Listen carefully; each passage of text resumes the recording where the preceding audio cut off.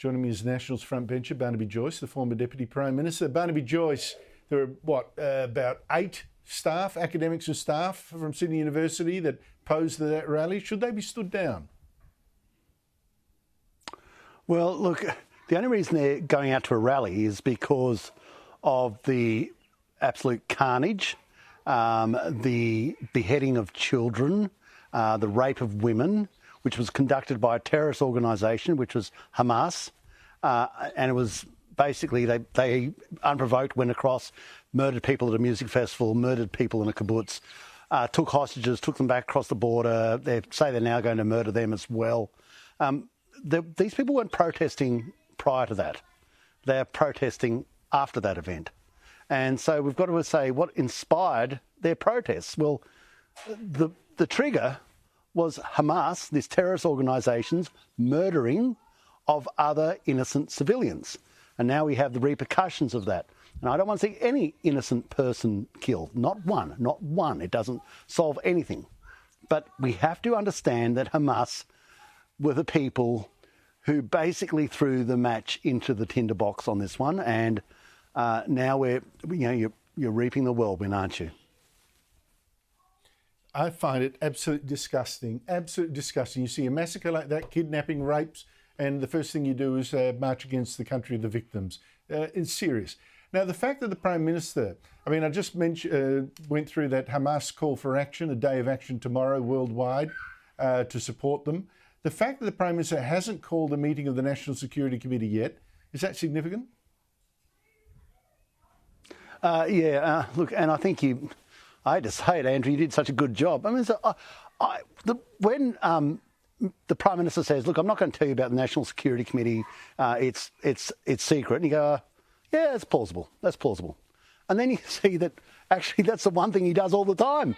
He always tells people what he's doing when it works for him, when it works for the Prime Minister. When it works for Anthony, he tells everybody. And when it doesn't work for Anthony, he comes up with these weasel-word excuses, and that's exactly what he's done. Now, this definitely requires a National Security Committee meeting, most definitely. And I was Deputy Chair of the National Security Committee for years, so I've got a rough idea how it works. And the reason is because you have to look at the implications of what happens in a global context. Most especially, you have to look at how you get Australians out of the affected area and home. You also have to ask the questions, what internally in Australia could this trigger? What internal ramifications could we see in our nation? And unfortunately, the other day from the Opera House, we started to see them. And now we hear about other protests that are going to happen on Sunday. We've got to be really eyes open on this one, because this could get very ugly. And what we don't want in Australia, in the egalitarian nation of Australia, is the issues that are pertinent to overseas being played out in Australia in a violent context. People are allowed to demonstrate, they're allowed to say, express their opinions, but if violence arrives in Australia, then whoever's violent first loses. Well, Barnaby, the Albanese government has been attacked for helping Qantas, I'm going to defend it now, attacked for helping Qantas make big profits by banning extra flights from Qatar Airways. But, as we've discussed, not explaining exactly why it's done that. Just said vaguely on national security. But let me show you why that might actually be true. Qatar Airways is owned by the Qatar government, which lets the Hamas terror group's leaders, the guys that ordered that attack, lets them live there. And it's said that Israel was solely responsible for the Hamas attack, which had hundreds of civilians slaughtered and many women raped. Now, in contrast, Qantas's partner in the Middle East is Emirates. That's owned by the United Arab Emirates, which blamed Hamas. Totally different take on what happened, saying the attacks and the firing of thousands of rockets were serious and grave. And it said the Emirates were appalled that Hamas had taken hostages. Does that justify banning Qatar when it's so close to Hamas and helping Qantas and its partner Emirates instead? Well, it would certainly add to the argument if the decision was going to be made now.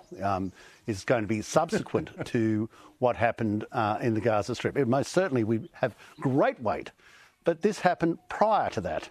And no one gave any statement about, well, we're worried. And, I was part of the National Security Committee that said Hamas was a terrorist organisation, not just, it was just on Globo, one block, a terrorist organisation. So there would have been no problems whatsoever prior to this to say, look, Qatar Airways is involved with Hamas, and Hamas is a terrust organisation, therefore we're blocking Qatar flights. Well, let me just interrupt, Barnaby, because in fact, Qatar has been home for Hamas for a long time, and that is an issue. It is an issue. Well, why didn't they say it? They should have told us. They should have said that. I mean, what is to be lost by actually, if that was the reason, what is to be lost by actually saying that?